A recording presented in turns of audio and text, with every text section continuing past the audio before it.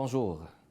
C'est avec plaisir que nous accueillons aujourd'hui chez Art et Lettres Haïti Télévision Ould Najim Chindouk Mohamed Lamine, chef de la communauté des Oulad Najim, un Berabiche né à Tombouctou au Mali. Le territoire de sa collectivité se trouve dans le Sahara, 120 km au nord-est de sa ville natale. Il a fait construire la première école du désert et réhabilite les puits de ses ancêtres. Il a été invité à Genève par les Nations Unies en décembre 2003 au sommet mondial de l'information en sa qualité de premier internaute Touareg. Le documentaire Something from Nothing Genève ICV est le témoin vivant de cet événement. Ould Najim Chindouk a trouvé refuge au Canada après un saccage de la ville de Tombouctou qu'il a fui en 2012. Il est installé avec sa famille à Montréal. Il a fondé l'entreprise Le Festival Nuit de Tombouctou, qui a connu 2 éditions en 2019 et 2020. Le 27 novembre 2021, il connaîtra sa 3e édition dont la particularité réside justement dans la célébration de 1000 ans de la fondation de Tombouctou. Ici Kamal Benkiran, bienvenue chez Art et Lettres et je vous souhaite la bienvenue parmi nous, Monsieur Chindouk. Merci, Monsieur Kamel. C'est un plaisir de vous accueillir. C'est un plaisir de vous accueillir, d'autant plus qu'on vous voit avec votre habit traditionnel. Ça fait justement plaisir, c'est très représentatif. Vous êtes le fondateur du festival Nuit de Tombouctou, on va en parler en détail. Mais d'abord, on va prendre quelques minutes pour parler justement de vos livres. Vous êtes auteur de 3 livres, L'Occident vu par les yeux d'un Touareg, un essai. Puis je reviendrai à Tombouctou en chef Touareg en 2013, puis Plantes médicinales du Sahel. Alors, je vais vous laisser commenter justement ces livres, vous qui êtes auteur, justement, écrivain, et nous donner justement les perspectives qui ont dicté justement l'écriture de ces livres. Merci bien. Merci bien, Monsieur Kamel. Comme vous disiez, tout l'honneur est à moi.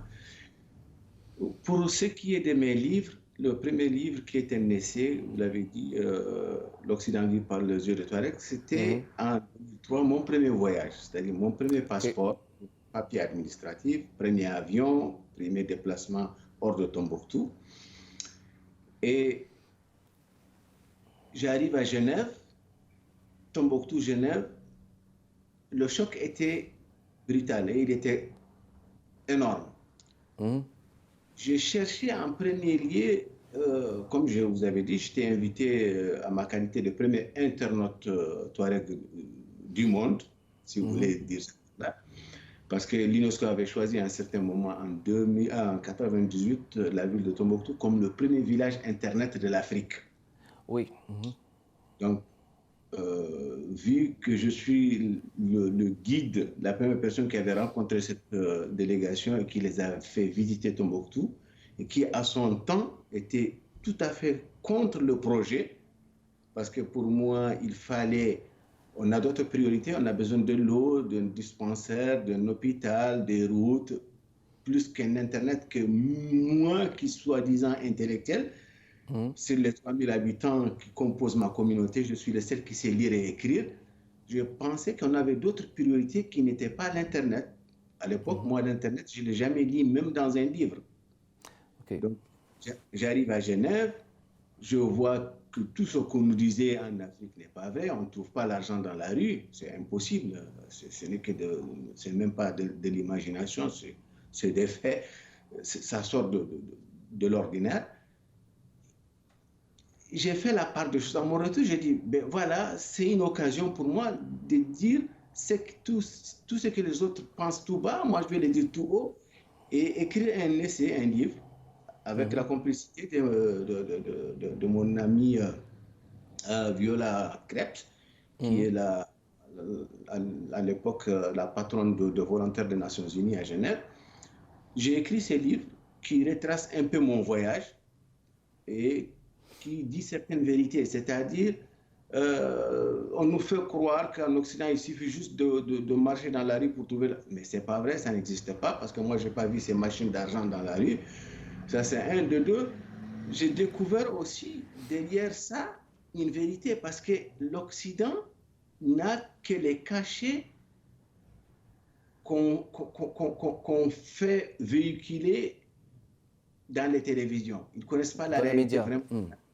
Ouais, dans les médias, je veux dire. Merci beaucoup. Ils ne connaissent pas vraiment la réalité de l'Afrique. L'Afrique, c'est derrière la misère due à la sécheresse, il y a toute une richesse, il y a des connaissances, il y a une expérience, il y a un savoir. Et voilà, donc j'ai décrit un peu mon voyage et certaines vérités. Le jugement que l'Occident, quand on lui dit tu vas par exemple en Afrique pour aider, tout de suite il a la foi, c'est une bonne volonté. Oui, je parle. Pour lui, il va apporter une pierre à l'humanité. C'est vrai, c'est bien, c'est tout à fait normal. Mais quand il vient, il trouve que c'est pas vrai. Ces gens qui sont devant lui réfléchissent autant que lui. Ils sont intelligents, ils ont un savoir-faire.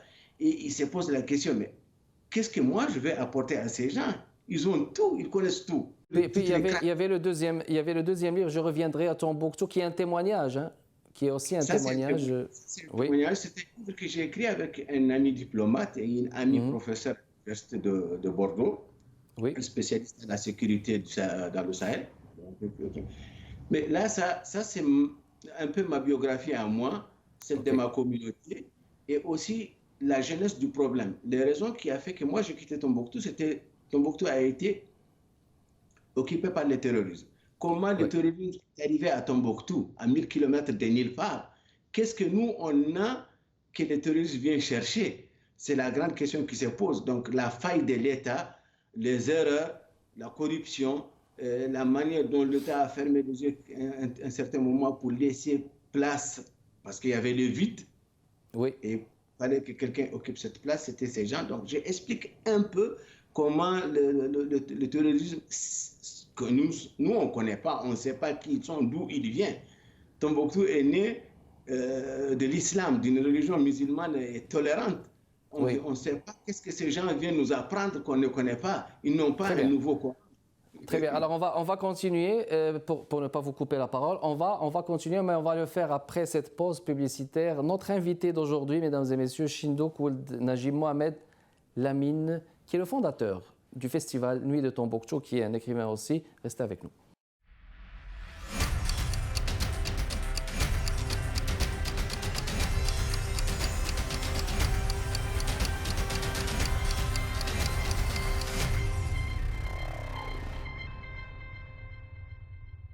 On est de retour avec vous, mesdames et messieurs, en ce jeudi.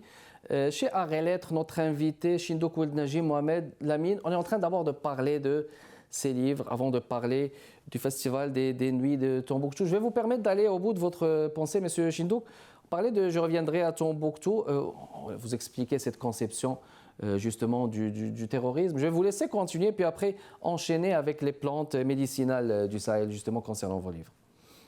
Oui, comme je dis, le livre, il a été écrit, ce sont mes récits, mais je l'ai écrit avec des amis aussi qui sont des experts à la matière de sécurité et qui ont complété le livre, qui ont donné au livre ses lettres de noblesse, parce qu'il devient quand même un exemple aujourd'hui dans le monde universitaire, pour tout ce qui est le Mali et le Sahel. Oui, je disais que ce livre, en gros, en dehors de ma vie et celle de ma communauté, les raisons qui m'ont amené comme réfugié ici au Canada.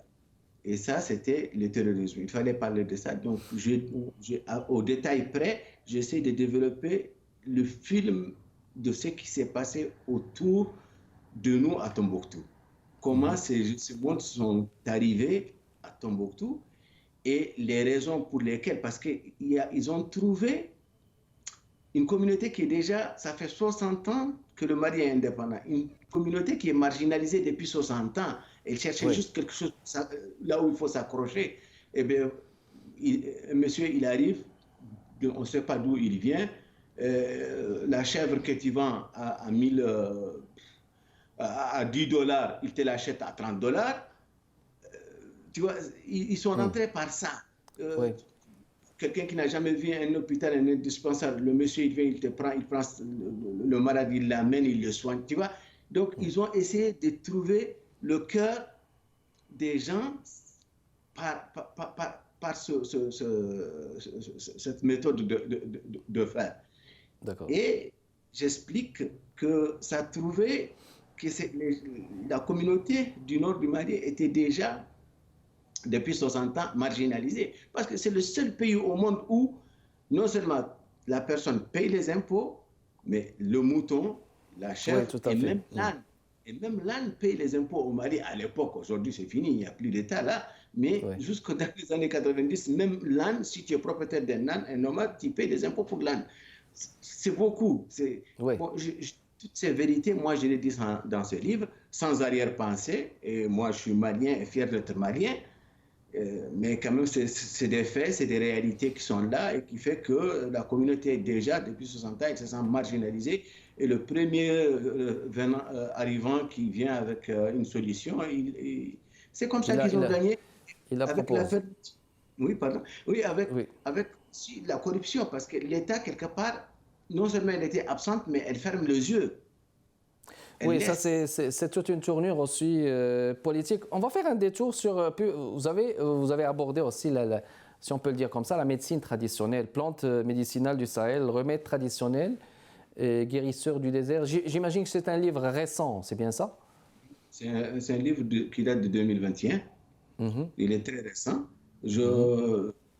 Mais c'est venu, ce que moi j'ai amené des plantes avec moi ici Oui. et par, par chance, j'ai rencontré là où j'habite, c'est-à-dire sur Outremont, les jardins communautaires. Mhm.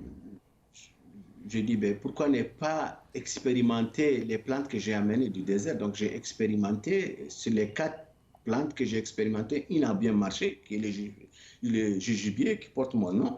Et Oui. là, les plantes médicinales que j'ai sont des plantes, les plantes que j'ai sont des plantes médicinales. C'est avec ça qu'on Mhm. se traite. Moi, OK. j'ai jamais pris ni vaquine ni une aspirine. J'ai toujours, mon bagage, c'est mon sucre, mon thé et mes plantes. Je voyage avec. Tu vois, ma valise, c'est tout Avec ce qu'il y a ça. là-dedans. Oui, Rien d'autre. et donc ça peut vous servir même parfois mieux qu'un Tylenol ou un Advil. C'est une Oui, guérison complète. oui. Je veux juste qu'on enchaîne avec, si vous permettez, Monsieur Chindouk, parce que vous avez aussi le volet culturel. Donc, vous êtes le fondateur de ce festival.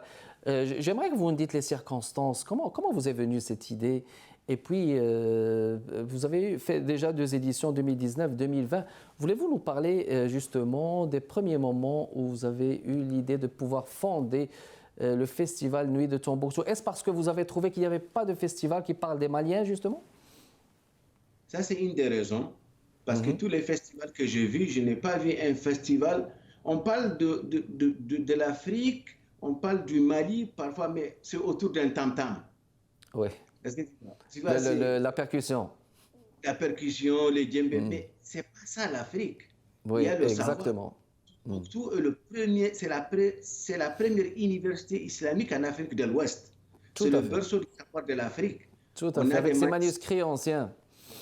on a ces manuscrits que vous allez voir, que je Mhm. vous ferai visiter pendant la 3e édition, qui Mhm. seront exposés au Centre culturel du Maroc, du Mhm. 11e, 12e, 13e, 14e siècle, qui traitent de tout.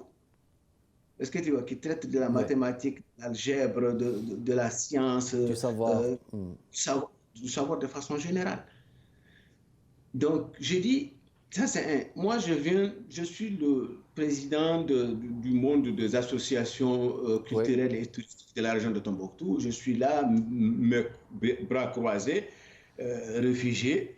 Même si ma femme est canadienne, mes enfants sont canadiens, moi, je reste toujours un réfugié.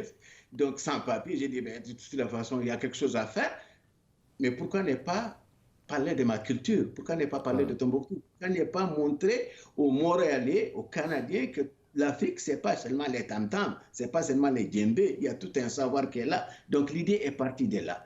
J'ai fait L'idée la est première partie édition. de là. Excellent. Juste une pause encore et je reviens donc vous interpeller justement sur ce festival. Restez avec nous, mesdames et messieurs, dans les prochaines minutes.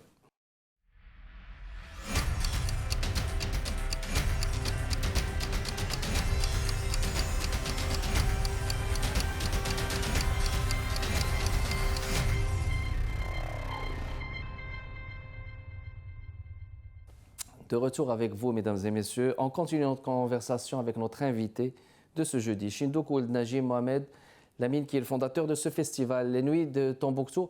C'est un festival très original. On voit ça rarement, ça il faut le dire.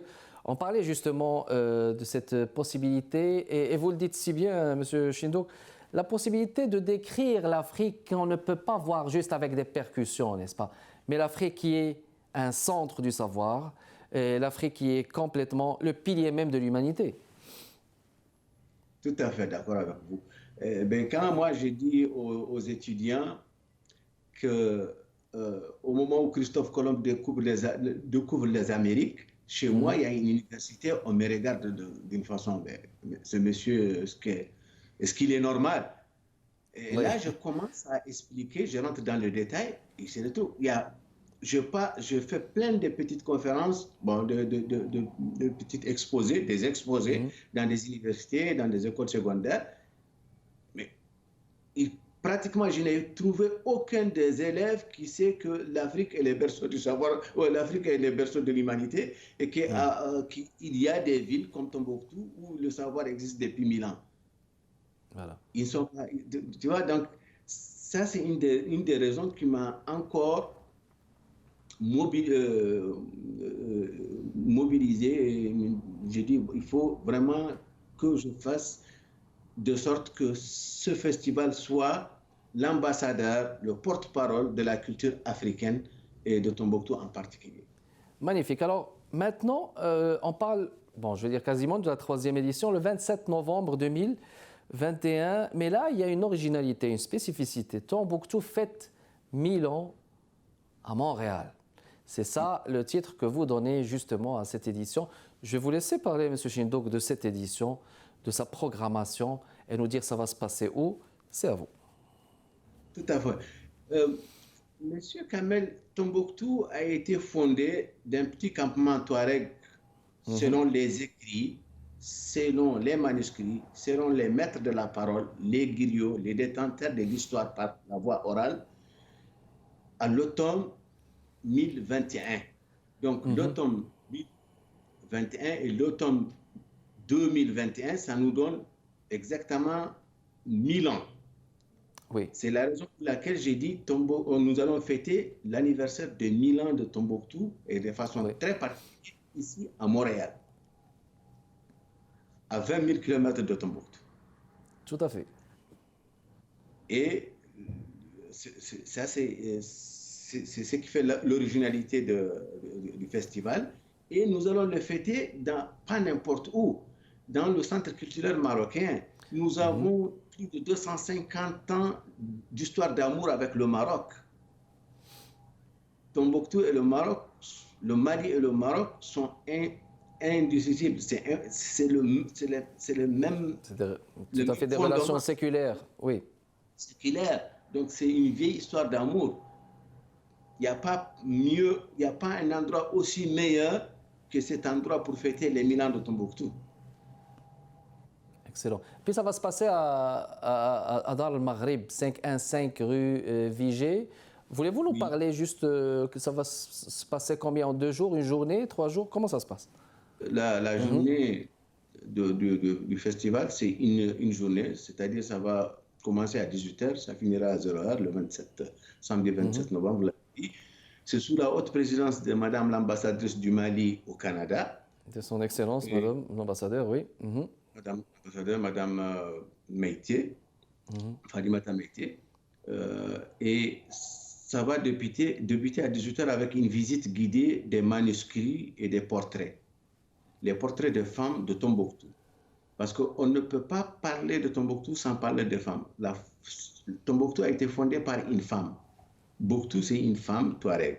La première université islamique qui est Sankoré, la grande université de Sankoré, 25 000 étudiants sont sortis sur 10 ans de cette université, a été fondée par une femme. Donc, on ne peut pas parler de Tombouctou sans parler de la femme. La femme est au cœur de la ville de Tombouctou. Donc, on ne va pas fêter 1000 ans sans fêter la femme de Tombouctou. Nous allons faire cette visite guidée et après, il y aura une dizaine de groupes de musiciens de l'Afrique, du Moyen-Orient et du Québec qui vont se reproduire. Il y aura un souper tombouctien nous allons faire goûter. C'est la tradition chez nous, quand il y a des Oui, grandes fêtes, ça se fait autour tout à fait. des repas D'un et du buffet, thé. Et oui. surtout le thé à la menthe.